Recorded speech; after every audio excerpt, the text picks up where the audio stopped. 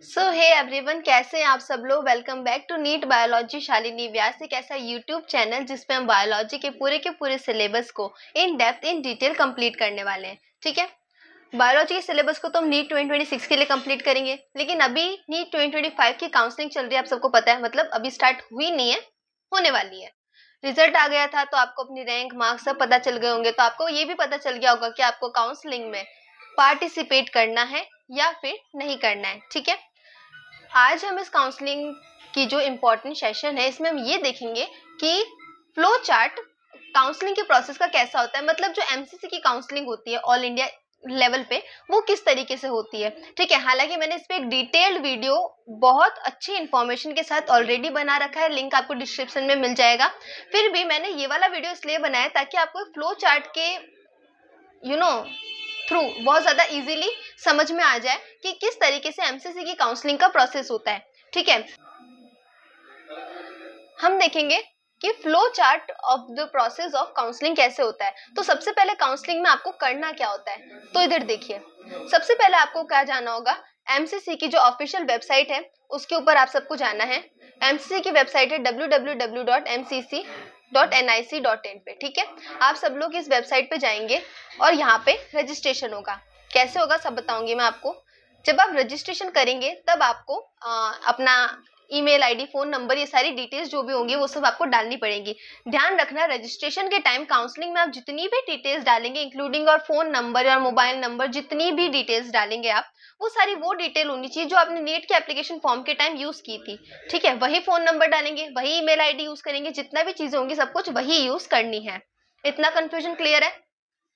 उसके बाद आपको क्या करना होता है, फीस पे करनी होती है। ये फीस कौन सी होगी, एक तो होगी रजिस्ट्रेशन फीस, दूसरी होगी सिक्योरिटी डिपॉजिट। अब रजिस्ट्रेशन फीस और सिक्योरिटी डिपॉजिट कितना होता है, ये डिपेंड करता है कि आपकी कैटेगरी कौन सी है। जनरल की कैटेगरी है या फिर एसटी एससी है या फिर आप डीम्ड यूनिवर्सिटी के लिए काउंसलिंग करवा रहे हैं।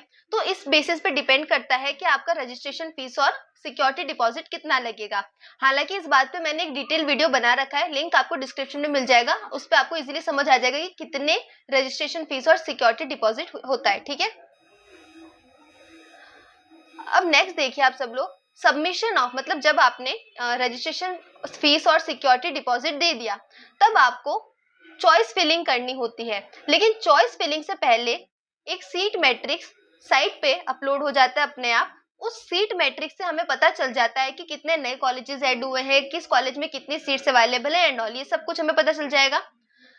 उसके बाद हम हमारी चॉइस फिलिंग कर देंगे प्रेफरेंस लिस्ट के हिसाब से। अगेन जो प्रेफरेंस लिस्ट वाला वीडियो है कि किस तरीके से आपको प्रेफरेंस लिस्ट बनानी है, अपनी क्या क्या चीजें ध्यान रखनी है, क्या गलतियां आपको नहीं करनी है कॉलेज चूज करते वक्त, इस बारे में मैंने ऑलरेडी वीडियो बना रखा। अब ये सबसे ज्यादा इंपॉर्टेंट प्रोसेस होता है चॉइस फिलिंग का। इसमें गलती हुई तो कोई मेडिकल कॉलेज, कोई ड्रीम मेडिकल कॉलेज आपका क्या पता आपको मिल रहा हो और वो रह जाए, तो उसमें आपकी गलती नहीं होनी चाहिए। मोस्ट इंपॉर्टेंट प्रोसेस काउंसलिंग का यही है जो आप लोगों को करना है।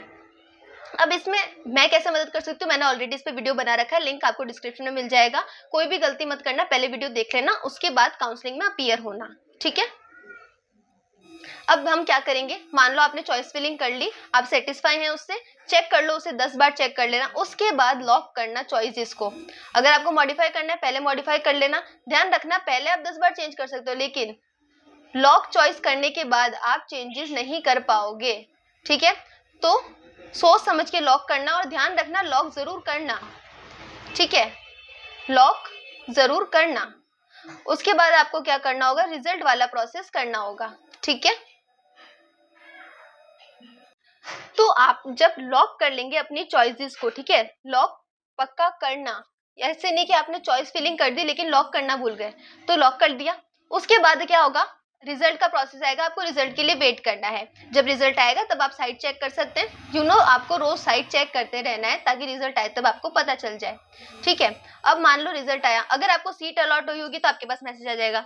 अब जब सीट आपको अलॉट हुई है तो वहां पे आपको अलॉटमेंट लेटर दिखेगा, आपको उस अलॉटमेंट लेटर को डाउनलोड कर लेना है अपने पास। ठीक है, सेव कर लिया। उसके बाद अब होगी राउंड 1 की काउंसलिंग स्टार्ट। अब ये जो राउंड 1 की थी, आपने अपनी तरफ से सब कुछ कर दिया, रिजल्ट आ गया। अब ये जो राउंड 1 हुआ, दो केस हो सकते हैं, या तो आपको सीट नहीं मिली या आपको सीट मिली। ठीक है, अब मान लो वो केस है कि आपको सीट नहीं मिली, मान लो वो कैसे कि आपको सीट नहीं मिली तो आप क्या करेंगे, after the round 1 ends, fresh registration and round 2 new candidates and free exit candidates of the round 1 are eligible. Already registered candidate of the round 1 need not to be registered again. अब यहाँ पे देखो कितना clearly लिख रखा है, सारे confusion clear हो जाने चाहिए। कैसे, मैं बताती हूँ, अगर किसी को समझ में नहीं आया तो। अगर आपको राउंड 1 में आपने सबको चॉइस फिलिंग करी, रिजल्ट आया, लेकिन आपने देखा कि आपको राउंड 1 में सीट नहीं मिली है, तो राउंड 1 के बाद वो स्टूडेंट जिनको सीट नहीं मिली वो डायरेक्टली राउंड 2 के लिए एलिजिबल हो जाते हैं। अब क्योंकि इन कैंडिडेट ने राउंड 1 में अपीयर किया था, तो राउंड 1 में अपीयर करने की वजह से उस वक्त उन्होंने रजिस्ट्रेशन फीस और सिक्योरिटी डिपॉजिट दिया होगा, तो जब वो राउंड 2 में बैठेंगे तो उन्हें फिर से नया रजिस्ट्रेशन नहीं करना है, फिर से पैसे नहीं देने होंगे। ठीक है, उसके बाद देखिए, एक तो वो कैंडिडेट बैठ सकते हैं जिन्होंने राउंड 1 में अपीयर किया पर उन्हें सीट नहीं मिली तो वो राउंड 2 के लिए एलिजिबल हो गए, या फिर जो नए फ्रेश कैंडिडेट्स हैं वो भी राउंड 2 में बैठ सकते हैं। ठीक है, यानी कि आपने राउंड 1 में रजिस्ट्रेशन ही नहीं किया था, आप सीधा राउंड 2 के काउंसलिंग से काउंसलिंग स्टार्ट कर रहे हैं और राउंड 2 में आप बैठेंगे। इस बार जब आप राउंड 2 में बैठ रहे हैं तो आपको रजिस्ट्रेशन फीस भी देनी है और सिक्योरिटी डिपॉजिट भी देना है। इतना समझ में आया। और राउंड 2 में कौन बैठ सकता है, राउंड 2 में फ्री एग्जिट वाले कैंडिडेट भी बैठ सकते हैं, यानी कि वो बच्चे जिनको राउंड 1 में सीट मिली थी, अब जब उनको राउंड 1 में सीट मिली तो उन्होंने सीट को छोड़ दिया, फ्री एग्जिट ले लिया और वो सीधे सीधे राउंड 2 में आ गए। समझ में आया इतना, कोई दिक्कत नहीं है। अब मान लो तुम्हें राउंड 1 में सीट मिली, ठीक है, और तुम्हें दो केस हो सकते हैं, या तो तुम्हें वो कॉलेज पसंद आया और तुम्हें वो कॉलेज लेना है। ठीक है, तो तुमने क्या किया, रिपोर्ट किया उस कॉलेज में, ठीक है, कंप्लीट कर ली अपनी एडमिशन वाली फॉर्मेलिटीज। दो केस हो सकते हैं, मैंने कहा अगर आपको सीट मिलती है तो, या तो आपने फ्री एग्जिट ले लिया, सीधा राउंड 2 के लिए एलिजिबल हो गए, वो तो अलग केस है।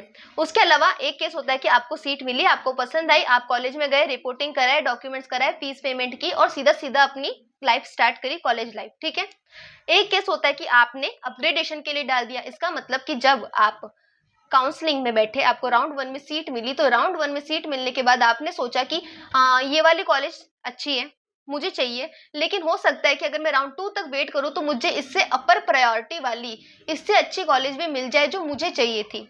ठीक है, अब मैं रिस्क भी नहीं लेना चाहती, है ना, कि मैं दूसरे राउंड के लिए वेट करूं, तो क्या पता मुझे दूसरे राउंड में कोई सीट नहीं मिली तो मुझे पहले राउंड वाली भी सीट नहीं मिलेगी।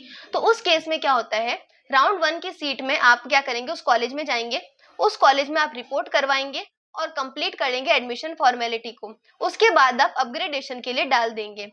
जब आप अपग्रेडेशन के लिए डाल देते हैं तब राउंड 1 की सीट आपके लिए सिक्योर रहेगी और राउंड 2 में आप काउंसलिंग में बैठ सकते हैं। ठीक है, अब मान लो आप राउंड 2 में बैठ गए, राउंड 2 के काउंसलिंग में बैठने के बाद आपको करना होता है फ्रेश रजिस्ट्रेशन।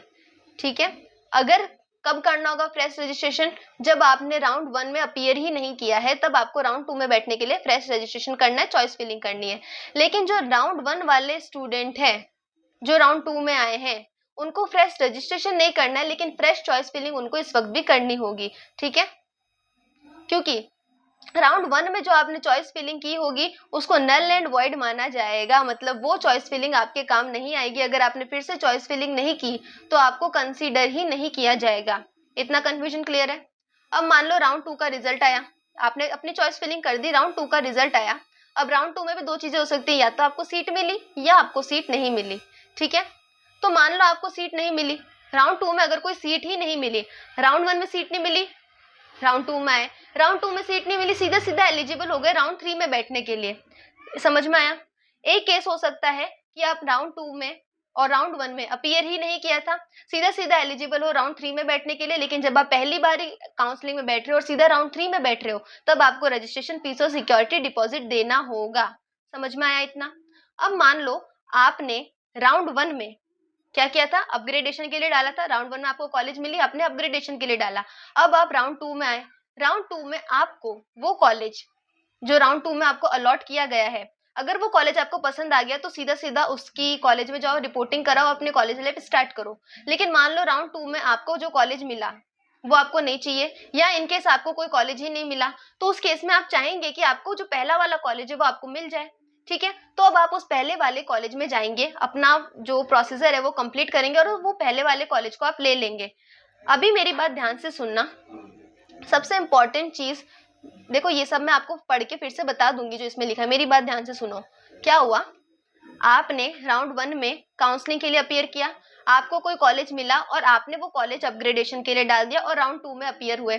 अब राउंड 2 में मान लो आपको कोई सीट ही नहीं मिली, तो आप चाहेंगे कि राउंड 1 वाली कॉलेज मिल जाए, लेकिन आप ये नहीं कर सकते कि राउंड 3 के लिए वेट करो। क्यों? क्योंकि इस बार अगर आपने राउंड 1 वाली कॉलेज नहीं लिया तो आप राउंड 3 वाली में बैठने के लिए एलिजिबल नहीं हो, मतलब आपने ज्वाइनिंग ही नहीं की, रिपोर्टिंग ही नहीं कराई, तो आप नहीं बैठ सकते। इतना समझ में आया? अब देखो सेकेंड राउंड में सीट अलॉटमेंट हुआ, अगर आपको कोई भी सीट नहीं मिली तो कैंडिडेट सीधा सीधा आगे वाले राउंड में बैठ सकता है।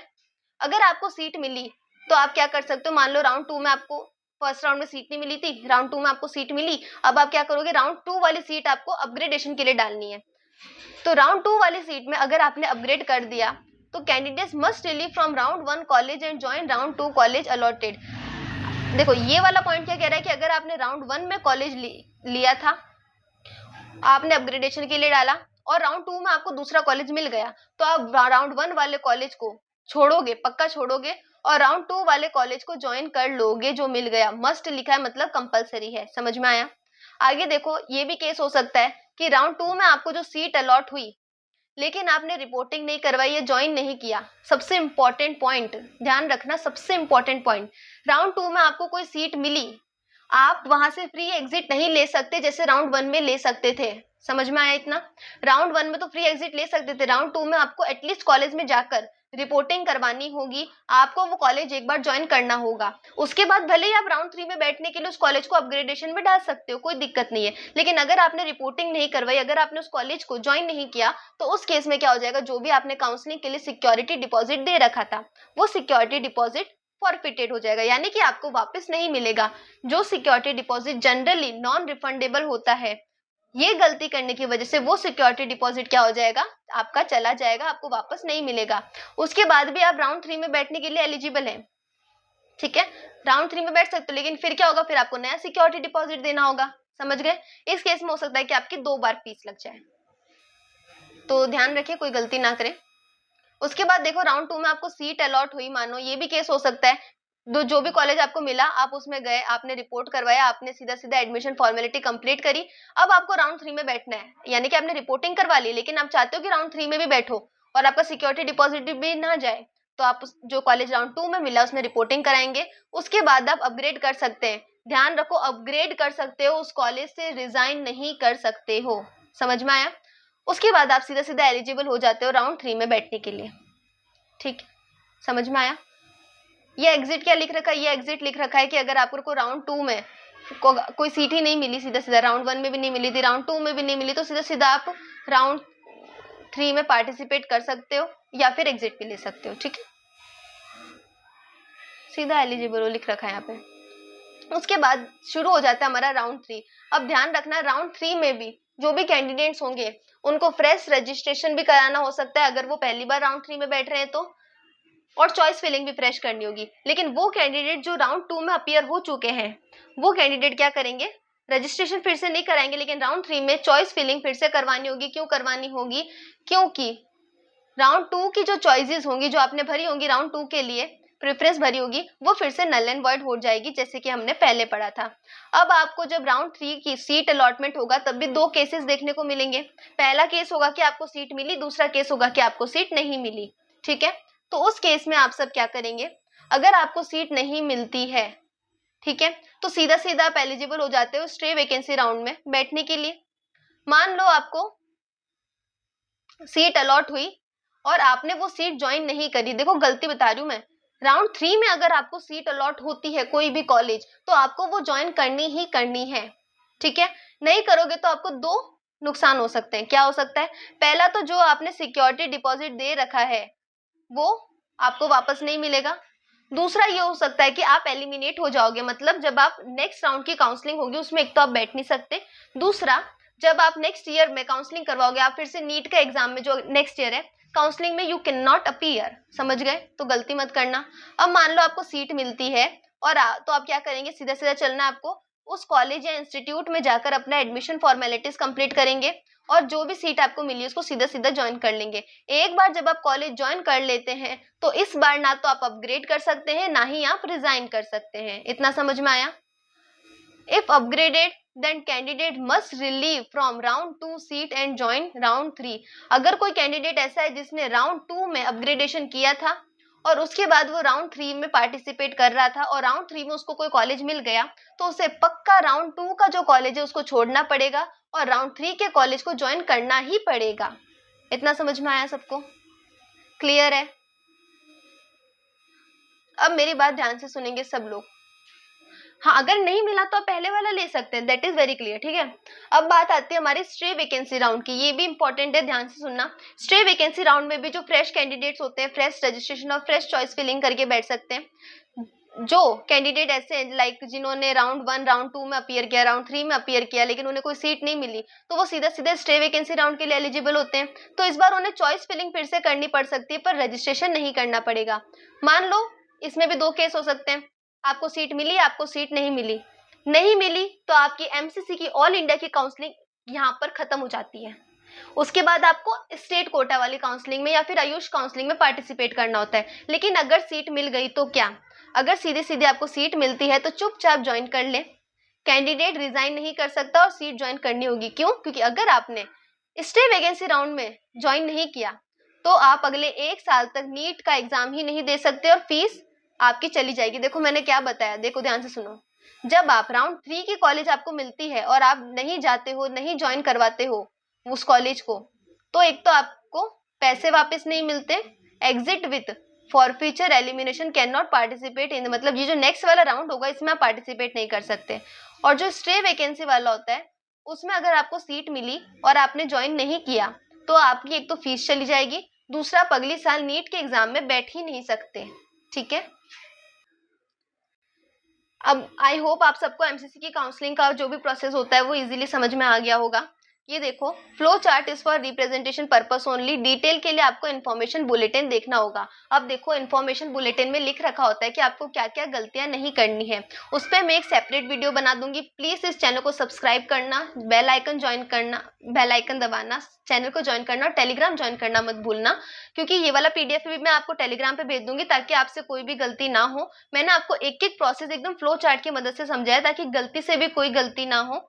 और इन्फॉर्मेशन बुलेटिन का मैं वीडियो बना दूंगी। ठीक है, जो भी इंपॉर्टेंट लिंक है या फिर आपको और डीपली काउंसलिंग के प्रोसेस को समझना है, एमसीसी की काउंसलिंग, आयुष की काउंसलिंग, सबका लिंक आपको डिस्क्रिप्शन में मिल जाएगा। नहीं तो आप यूट्यूब पे जब वीडियो सेक्शन को स्क्रॉल करोगे तब भी मैंने बहुत सारी वीडियो बना रखी है।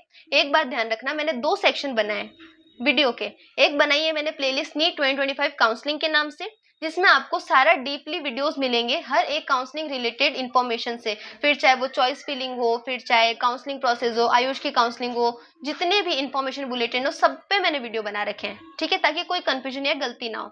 और एक मैंने ना पॉडकास्ट सीरीज बनाई थी जिसमें मैंने काउंसलिंग से रिलेटेड जो भी छोटे छोटे कंफ्यूजन होते हैं आप सबको, है ना, उस पर मैंने शॉर्ट्स बना के डाले ताकि आपका टाइम वेस्ट ना हो। जैसे कि गैप सर्टिफिकेट क्या होता है, कैसे बनवाते हैं, या फिर सिक्योरिटी डिपॉजिट क्या होता है, बार बार देना पड़ता है या नहीं, ऐसे छोटे छोटे क्वेश्चन बहुत सारे होते हैं जैसे आपको कंफ्यूजन हो सकता है ना, फीस बार बार करनी होती है, नहीं सिक्योरिटी डिपॉजिट चला जाता है या वापस मिलता है, मैंने हर चीज पे बना रखा है। आप प्लीज वो वाला पॉडकास्ट वाला सीरीज जाके देख सकते हैं या फिर आपको शॉर्ट्स वाले सेक्शन में भी मिल जाएगा। और बाकी सबका लिंक मैं डाल दूंगी। इन्फॉर्मेशन बुलेटिन वाली वीडियो के लिए प्लीज चैनल को सब्सक्राइब करें और बेल आइकन दबाना ना भूलें। Thank you.